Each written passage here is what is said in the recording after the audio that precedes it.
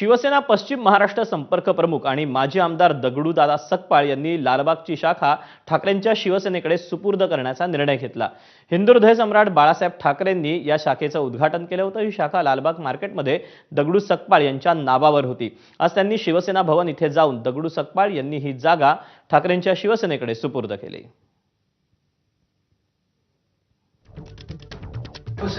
शिवसेनेची शाखा लालबाग मार्केट ही शाखा शिवसेनेची आहे। ती माझ्या नावानं होती आणि ती आता एका सोसायटीमध्ये आहे, त्याच्यामुळे तिला ओनरशिपचा दर्जा आलाय। त्या शाखेचं उद्घाटन केलं बाळासाहेबांनी, ही माझ्या भाग्याची गोष्ट आहे। मी ती शाखा शिवसेनेला सपूत करतोय, देऊन टाकतोय। महाराष्ट्र भाजपनं महत्त्वाची एक बैठक बोलावली आहे। भाजपच्या नवनिर्वाचित प्रदेश पदाधिकाऱ्यांची उद्या पहिली बैठक होणार असून ती प्रदेशाध्यक्ष रवींद्र चव्हाण यांच्या अध्यक्षतेखाली पार पडणार आहे। या बैठकीत प्रदेशाध्यक्ष नवनियुक्त पदाधिकाऱ्यांसोबत संवाद साधणार आहेत। प्रदेश मुख्यालयात सकाळी 8:30 वाजता बैठकीचं आयोजन करण्यात आलंय। कार्यकारिणीतील प्रत्येक सदस्याला काही ठराविक विधानसभा मतदारसंघाची जबाबदारी दिली जाण्याची शक्यता असून पदाधिकाऱ्यांना दौरे करण्याच्याही सूचना दिल्या जाऊ शकतात।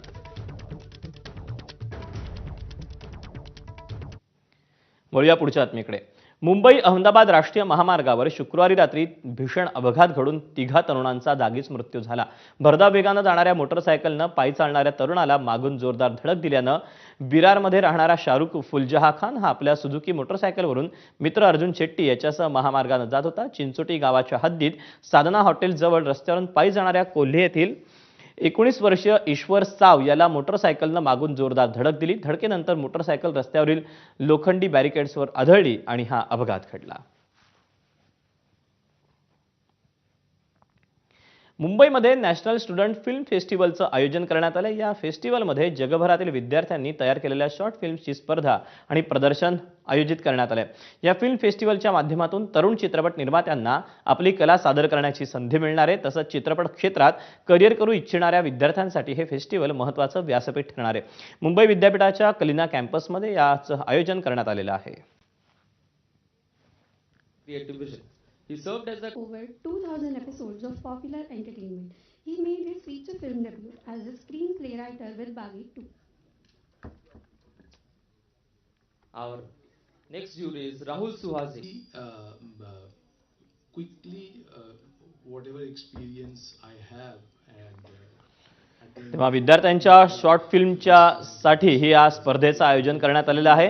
कलिना कॅम्पसमध्ये या फिल्म फेस्टिवलचं आयोजन करण्यात आलेलं असून अनेक विद्यार्थ्यांनी याच्यामध्ये सहभाग घेतलेला आहे। एक नवं व्यासपीठ विद्यार्थ्यांसाठी उपलब्ध झालेलं आहे। अर्थातच यातून एक वेगळी संधी देखील विद्यार्थ्यांना मिळणार आहे, ती म्हणजे फिल्म तयार करण्यासाठी।